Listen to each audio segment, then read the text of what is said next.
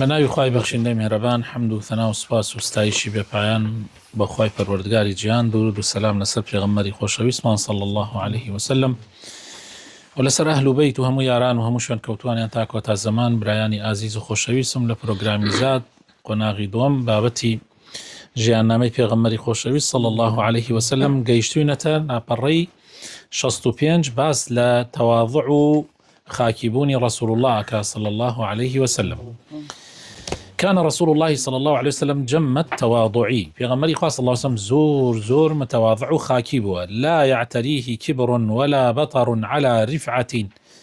على رفعة قدره وعلو منزلته. في غمري خاص الله وسلم حركيز في الزليو تكبروا أماني نبو جغل ويكات شنيا بلو فاي برزل لا يخواي پروردگار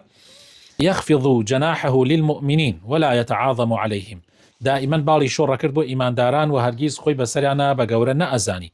ويجلس بينهم كواحد منهم لبيننا أنشتك يكيك لوان ولا يعرف مجلسه من مجلس أصحابه. حتى مجلسي في غمريان جانا أكردوا لمجلس أصحاب كان لأنه كان يجلس حيث ينتهي به المجلس. لشون كذا أنشت في غمري خاص الله وسلم حركوا مجال بوا يعني وكم لنا مجلسك كوتاي مجلسك لك أبو بها تالي ويدا أنشت. ويجلس بين ظهرانيهم ولنا الراس يعني زور جاردا عنشت. فيجيء الغريب فلا يدري أيهم هو حتى يسأل عنه. كابراي غريب حتى نأزاني كاما في غمرة صلى الله عليه وسلم تا برسالي نكردايا. قال القاضي عياض رحمه الله، قاضي عياض رحمتي خوالي بفرمي وأما تواضعه صلى الله عليه وسلم على علو منصبه ورفعة رتبته فكان أشد الناس تواضعا وأقلهم كبرا. پیغمبری خوا صلی الله علیه وسلم تواضع او نزور بوا لەگەڵ ئەوەی شاکەچەنە پلەپایی لای خوای پەروەردگار و لە ناو مسلمانانە بەرز بووە، بەڵام لە هەموو خەڵکی زیاتر خۆی بەکەم زانیوە، یعنی مەبەست بەکەم زانین یعنی خاکیبوون لێرە، و ئەقلهم کبرا و لە هەمویان فیزی کەمتر بووە. وحسبك أنه خير بين أن يكون نبيا ملكا أو نبيا عبدا فاختار أن يكون نبيا عبدا. بس بو أويك في غمري خاص الله وسلم مخير كرا سرپش كرا لويك في غمريكي پاشابه يان في غمريكي كويلو بندبه أو في غمريكي بندي هالبجارد. وقد دخل عليه رجل فأصابته من هيبته رعدة. كابرايا كاتا لاي كاتي في غمري بيني هيبتي كرت وتشي لرزين هات كابرا زور وكبلي لهيبتي في غمرة صلى الله عليه وسلم ترسا. في غمري خاص الله عليه وسلم فرمي هون عليك، فرمي لسرخوت بكابرا فإني لست بملك من باتشانيم تاليا بترسي، إنما أنا ابن امرأة من قريش تأكل القديدة، يعني من كسيك من كوري جنيكي قريشيم كغوشت وشكيك غوشت كوشك أكرايا ولا كاتي خويا سلاجة وشتي وانا بوا أو غوشت وشكي أخوارت، يعني من كوري أو جنم يتربوشي لمن أترسي يعني. ونمونا كان تواضعي في غمري خاص صلى الله عليه وسلم تواضعي لفراشة، يعني جاي خوتني عايشة خوالي الرازي بفرمي في غمري خاص صلى الله عليه وسلم فراشة كي كالسري أخوت لأدمبو يعني لبيست بو حشوه ليف ليفي دار خرمايا أنا كرد النايفي، يعني دار خرمايا نكيه بدوريا وكل ليفيك ألويان أكرد ناو أو بيستا خوشكراوة. بەڵێ و هەروەها لە عایشە و خوای لە ڕازی بێ ئەیگەڕنەوە کە فەرمێ وسادەی پێغەمبەری خوا صلی الله علیه وسلم وسادە کە سەرینی پێغەمبەر بوو سەری خستە سەری کە شەوان لە سەری خەوت من ئەدەم لە ئەفەرمێ لە ئەدەم بووە، یعنی مەبەستی پێستی خۆشەکراو و حشوها لیف و ناوەکەشی ئەو لیفی دارخورما بووە. ئیمامی نەوەوی خوای لە ڕازی بێ ئەفەرمێ وفي الحديث جواز اتخاذ الفراش والوسادة والنوم عليها والارتفاق بها. أفرمي أم حديثة بلغية لسروي إنسان دروسة جيغان راخة بخيو لسري والسري نجدانا سرخات السري آخراني لبيغمران وكو بيغمر عيسى نيكردو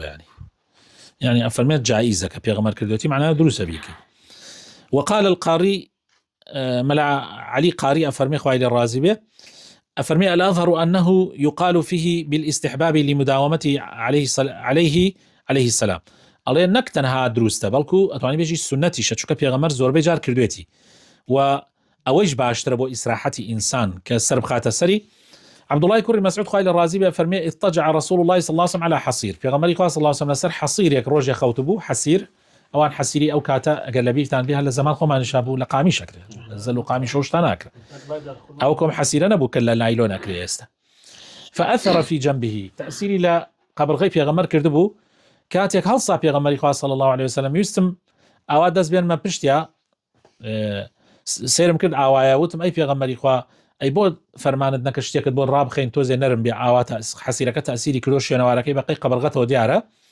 في غمري خو صلى الله عليه وسلم فرمي مالي وللدنيا فرمي منو دنيا كجا مرحبا إنما مثلي ومثل الدنيا كالراكب ظل تحت شجرة ثم راح وتركها نموني منو نموني دنيا وكو كابرايك وايا بو سفريك بروا يعني لقشت يا كابر إسراحتك كالب لسبري داريك حرا وانا توزي إسراحتك ولي داو أروه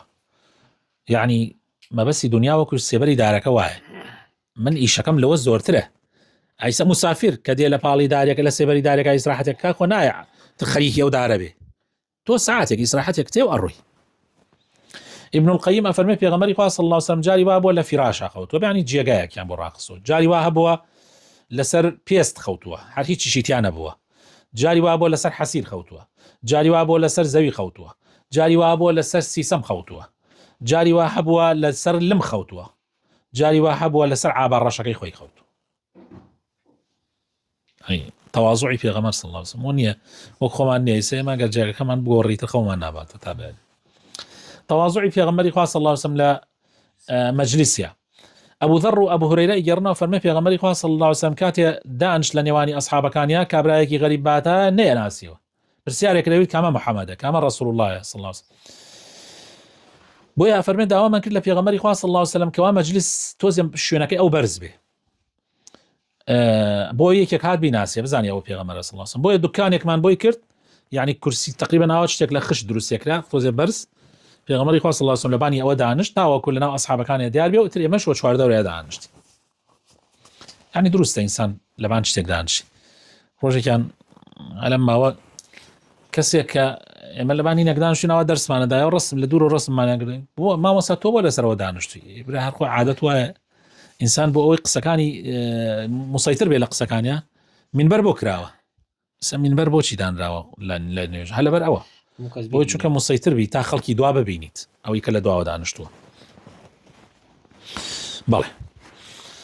كراهيتي في غمري خاصه وسمع فينا خوش بو كخلق خلصي على بردمي انس كوري مالك افرمي لم يكن شخص أحب إليه من رسول الله صلى الله عليه وسلم هيج كسيوني في غمري خواه خوش يسنبون وأصحاب كانيا وكانوا إذا رأوه لم يقوم والله ما قال في غمري خواه ببني هالناس يعني لبردمي بو لما يعلمون من كراهتي لذلك في غمر حزيننا أكد كسالسي لبردمي خوي فيه خوش نبو ابن عثيمين رحمتي خواه لي بفرمي قيام سيانة هل سيانة يعني لبردم خلق يكي كان بو كابرا هلسي كابرا دي تجوره پیاوێکە مامۆستایەکە کەسێکی ڕێزدارە کە یەکەم جارە دێتە ژوورۆ لە ماڵەوە دێتە ماڵەوە ئەڵێ تو هەڵەسی لە بەردەمی ئەڵێ مە احتیاجی هیچ شتیانە ڕێزە لە کابراینی قیام ئیلەیهی بۆی ئەڕۆی بۆ لای ئەڕۆی ئەڕۆیتە پیریەوە یەکێ دێ لەولاوە وەکو چۆن پێغەمبەری خوا صلی الله عليه وسلم بە جەماعەتەکەی خەزرەجی وت کاتێ سعدی بن معاذیان هێنا فرمي قوموا إلى سيدكم چنا پیریەوە دایگرن زامار بوو ئەوانیش چوونە پیریەوە هینیانکردن ئەمە ڕێزێکە بۆ ئەو ئەمەش جائزە و دروستە بەڵام ئەمەیان کە دروست نییە و کە ضرورە ئێمە ئەم لێک جاکردنەوە زۆر ضرورە يعني چون خەڵکێ لی تێگە چێ طبعا مقصد ابن عثيمين يعني جرينجا كالي ابن عثيمين مقصدم لبر جوري ابن عثيمين نية چونك فيش ابن عثيمين لو جورة روت يعني وكو إمام نووي وكساني كتر بس ليرة چونك خلقاني كيف ناوي السلفية وجاري واحد ريز ناقل يوان تيتا جور والناس حسابي بوناك جازور جرينجا أفرمي أما يسيم يعني دروسني أيش أوي القيام على الشخص ببان سري كابراوة أوستي وكين يعني أو دانشتيت وأوستي وبان سريوه طبعا هو اختيارەکانی خۆشمان ئەگەر لەبیرتان بێت ڕازی نابن کە ساسێت بۆستیە ڕاوەستابێ ئەوان دانیشتۆ ڕاوەستابێ جیایە تۆ گەنجێک لە ماڵە خزمەتەکە یعنی سە تۆ ڕۆی بۆ میوانیە کاوە دەدەقە 20 دقەی دانشی خاوەن ماڵەوەمان داشتە بەس گەنجی وەستاوە و جارێ ئاوە دێنێ و جارێ هینەهێن ئەوە جیاوازە بەس کەسی هەر بۆ سێ حرەسێک ومان سەرتۆ ئەوە شتێکی باش نییە ئیلا لە هەندێک حاڵاتانە بێ لە هەندێک حاڵاتە دروستە بۆ نمونە لە کاتێکا کە مقابل هەیبەت بکات لە مسلمانان يعني کافرێک بۆی بزانێت کە مسلمانان چەند ڕێز لە بۆ نمونە لە سڵحی حودەیبیە پێغەمبەری خوا صلی الله عليه وسلم مغیرەی کوڕی شوعبە وەستا بۆ بان سەریەوە ئاوا کاتی خەریکی نووسینەوەی سڵحەکە بوون ئیتر کابرا ئەترسا هەتا جاری وا بوو کابرا ئەویست شتێ بکە دەست بێنێ بۆ پێغەمبەری خوا صلی الله عليه وسلم ئیدابان دەستیان دەست گۆڕێتەوە ئیترسان جا دەمچاویشی دا پۆشا بوو بۆ ئەوەی کابرا نەیناسێتەوە کێیە جا ئەوەی کە نەهی لێکراوە ئەوەیە کە ئینسان دانشێت مقابلەوەمان سەرەوە بۆ سەر لە هیچ پێویستیەک نەکات ئەمە بەڕاستی حتا پێغەمبەری خوا صلی الله عليه وسلم لە نوێژە جاوا ئەفەرمێ لە نوێژە پێغەمبەری خوا لە کاتێکا کە وەکو شوێنێکی ئێشی پێگەیشتوو بە دانیشتن و نوێژی کرد مسلمانان بە پێوە نوێژیان کرد پێی خۆش نەبوو پێغەمبەری خوا فەرمووی ئێوەش دانیشن نەوەک تەشەبوه بێ بە ئەوان ئەوە ئاگاتان لێ بێ بەڵێ نهيه عن إطرائه پێغەمبەری خوا صلی الله عليه وسلم پێی خۆش نەبووە کەس وەصفی بکات زیاد لە حەد حتى لا أو حديثاء فرمي لا تطروني كما أطرت النصارى عيسى بن مريم إنما أنا عبد فقولوا عبد الله ورسوله أو نزيا إلى حد وصف مكان وكوتشون نصارى عيسى نزيا إلى حد برزو كردي أنا كوري إخوة كردي أنا إخوة بلكو من عبد بلين عبدي إخوة ورسولي إخوة حتى عبدك يخصوت بردم رسولك بو يخلق بزاني بله تواضعی پێغەمبەری خوا صلی الله عليه وسلم لە قبولی دعوت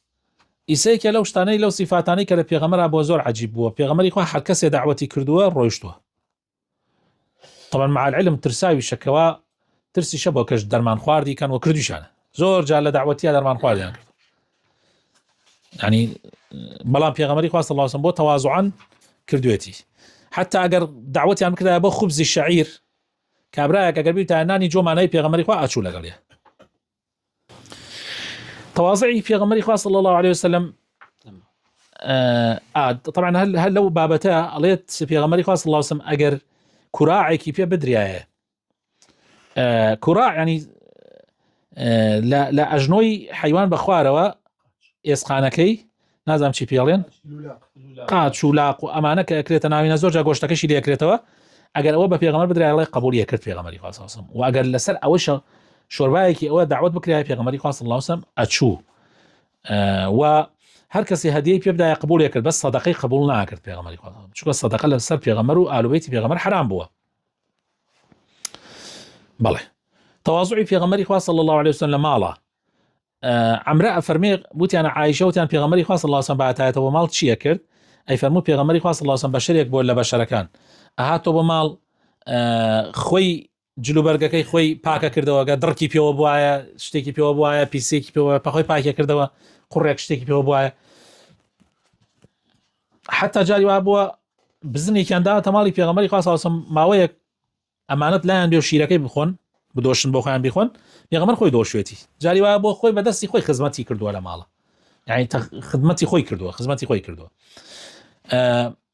هەروەها بوخاری گەڕێتەوە لە ئەسوەدەوە فەرمووی پرسیارم لە عایشە کرد خوای لە ڕازی بە پێغەمبەری خوا صلی الله عليه وسلم چییە کرد لە ماڵە ئەی فەرموو کاروباری ماڵ و مناڵی خۆی جێبەجێ کرد یعنی یارمەتیان لێدا لە ئیشی ناو ماڵە ئەگەر کاتی نوێژیش باتایە ئەچوو بۆ نوێژ تەواضعی پێغەمبەری خوا صلی الله عليه وسلم لەگەڵ مناڵە یعنی پێغەمبەری خوا صلی الله عليه وسلم ئەگەر بیدایە بەلای مناڵە سەلامی لێیانە کرد و طبيعتي وابوه وأنس أفرمي في غمري خاص الله عليه وسلم سرداري أنصاري أكرد والسلامي لمن على كان شان أكرد ودسي أنا والسري شانه يعني خلق متواضعي خوش خلق أهلي تواضعي خوش هروها أفرمي في غمري خاص الله عليه وسلم أنس أفرمي ببرايكي بتشوكم أي فرمو أي عمير بيود عمير هنا عمر بو بس دبر بتشوكي وتانا عمير ماذا فعل النغير تيريكي بو عمير پێغەمبەری خوا صلی الله عليه وسلم جارێ پرسیاری تەیرەکەی کردو تەیرەکەی نەخۆش بووە حتا ئەڵێ ڕۆژێکیان کە بینیەی عومەیر بێتاقەتە وتی خێرە عومەیر بۆ بێتاقەتی وتی وەڵا نوغەیر مرد ماتە نوغەیر ئیتر پێغەمبەری خوا صلی الله عليه وسلم ڕوا لە پاڵێ لەسەر هینێک دانیشتووە پێغەمبەری خوا لە پاڵێ دانیشتێ تعزێباریەکە بۆ دڵخۆشی ئەو آخر مهمە ئەمە يعني تۆ ئەم شتە بەکەم مەزانە ئەمە لای خوا زۆر گەورەیە و هەروە پێغەمبەری خوا صلی الله عليه وسلم ئەڵێت يعني متواضع بووە بەبێ زەلیلی بەخشیندە بووە بەبێ ئیسراف ئەم قسە زۆر مهمە متواضع بووە بەبێ چی بەبێ زەلیلی آخر هەیە خاکی بوونەکەی لە زەلیلیایە نا پێغەمبەری خوا صلی الله عليه وسلم متواضع بووە بەبێ زەلیلی جواد بووە یعنی بەخشیندە بووە زۆر بەبێ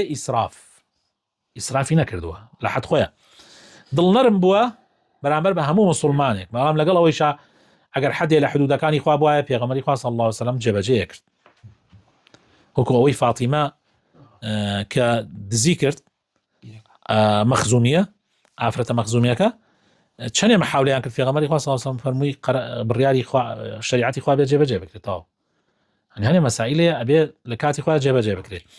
پێغەمبەری خوا صلی الله عليه وسلم شانی شۆڕ کردو بۆ سەحابە و نەرمونیان بووە بەرامبەریان إلى أقصى الحدود داواکارم خوای تعالی بخاتن ناو جوانەکانی خۆی ڕەحمان پێ بکە هیدایەتمان دا دامەزراومان بکە و لەسەر سونەتی پێغەمبەری خوا صلی الله عليه وسلم بەردەوام بین تا ئەو ڕۆژە ئەمێنین لە دنیا